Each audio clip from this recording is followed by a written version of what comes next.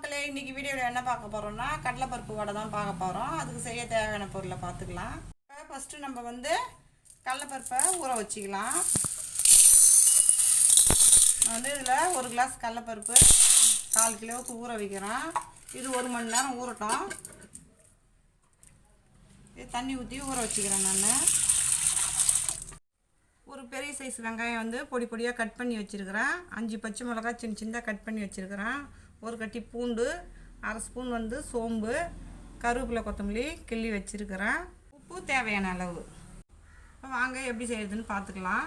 கடலைப்பருப்பு 1 மணி நேரம் நல்லா ஊறிடுச்சு. இப்போ தண்ணி எடுத்துட்டு நம்ம கடலைப்பருப்பை அரைச்சிட்டு வந்துடலாம். மிக்ஸி ஜாரில் போட்டுக்கிறேன். தண்ணியை நல்லா இருத்துட்டு தண்ணி இல்லாமல் போட்டுக்கோங்க. அது கூடவே சோம்பு போட்டு அரைச்சிக்கலாம். சோம்பு பூண்டு போட்டு அரைச்சிக்கலாம்.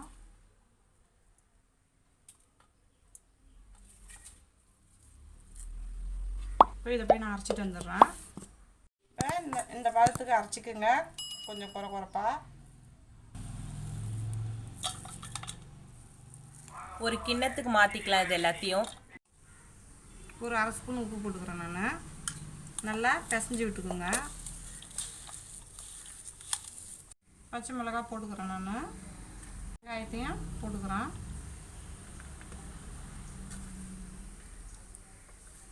கருவேப்பிலை, கொத்தமல்லி போட்டுக்கிறேன். நான் இப்போ இது எல்லாத்தையும் நல்லா பிசைஞ்சு வச்சுக்கலாம்.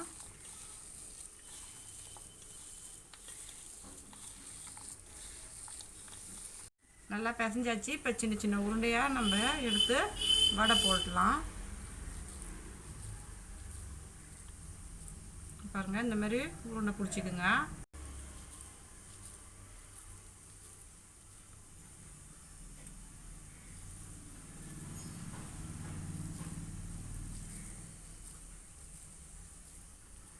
இப்போ இதேமாரி எல்லா உருண்டையும் நம்ம பிடிச்சிக்கலாம்.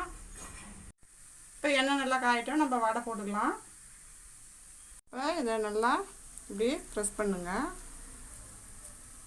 அவ்வளோதான்.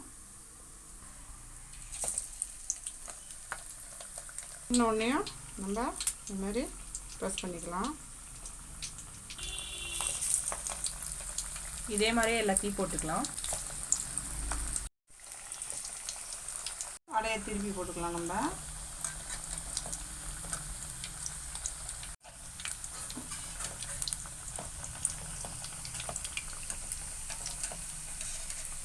நல்லா வெந்த உடனே திருப்பி போடுங்க, இல்லைன்னா எல்லாம் உடஞ்சிரும்.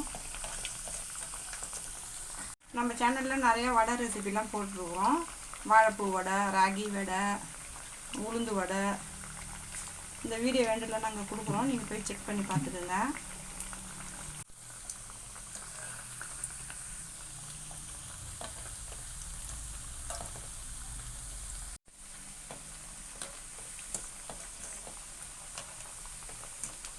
நம்மளோட வடை சூப்பராக வெந்துட்டுருக்கு. இப்போ வடை சூப்பராக வெந்துருச்சு. இதை நம்ம ஒரு பிளேட்டுக்கு மாற்றிக்கலாம்.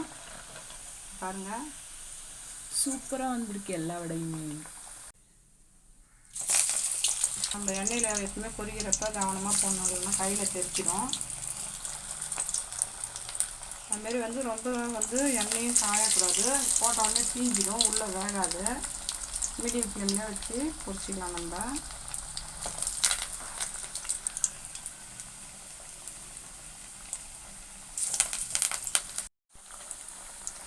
வடை சூப்பராக வெந்துடுச்சு. இதையும் நம்ம ஒரு தட்டுக்கு மாற்றிக்கலாம். நம்ம வடை சூப்பராக ரெடி ஆகிடுச்சு. இந்த வீடியோ பிடிச்சிருந்ததுன்னா லைக் பண்ணுங்கள், ஷேர் பண்ணுங்கள், கமெண்ட் பண்ணுங்கள். மறக்காமல் நம்ம சேனலை சப்ஸ்கிரைப் பண்ணிவிட்டு பக்கத்தில் இருக்க பெல் ஐக்கான் கிளிக் பண்ணி ஆல்னு கொடுத்துருங்க. தேங்க்ஸ் ஃபார் வாட்சிங்.